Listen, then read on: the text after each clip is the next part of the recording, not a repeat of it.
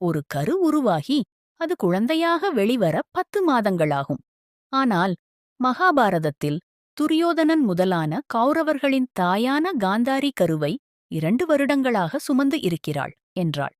நம்ப முடிகிறதா? காந்தாரிக்கு ஒரு முறை வியாச மகரிஷி, நீ 100 குழந்தைகளுக்கு தாய் ஆவாய் என்று வரம் தருகிறார். காந்தாரியும் கருயுறுகிறாள். நாட்கள் சென்றன. 10 மாதங்களைக் கடந்தும் குழந்தை பிறக்கவில்லை. வருடங்கள் ஆயின. எனினும் எந்த அறிகுறியும் இல்லை.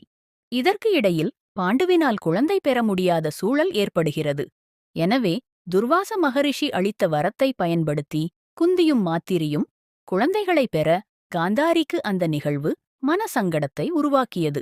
இதனால் காந்தாரி ஒரு உலக்கையை எடுத்து வயிற்றில் அடிக்கிறாள். இதனால் கருவானது சிறு துண்டுகளாக சிதறி கீழே விழுகிறது. அனைவரும் சேர்ந்து வியாசரை உதவும்படி கோருகின்றனர். வியாசர் 100 நெய் குடங்களில் உடைந்த பாகங்களை போட்டு, இவை அனைத்தும் நான் கூறியபடி 100 குழந்தைகளாக மாறும் என கூறுகிறார். மீதமுள்ள பாகத்திற்கு பெண் உருவம் கொடுக்கிறார். காந்தாரி அவைகளை நன்றாக கவனித்து வருகிறாள். இந்த 100 குழந்தைகளே பின்னாளில் கௌரவர்கள் என்று அழைக்கப்பட்டனர்.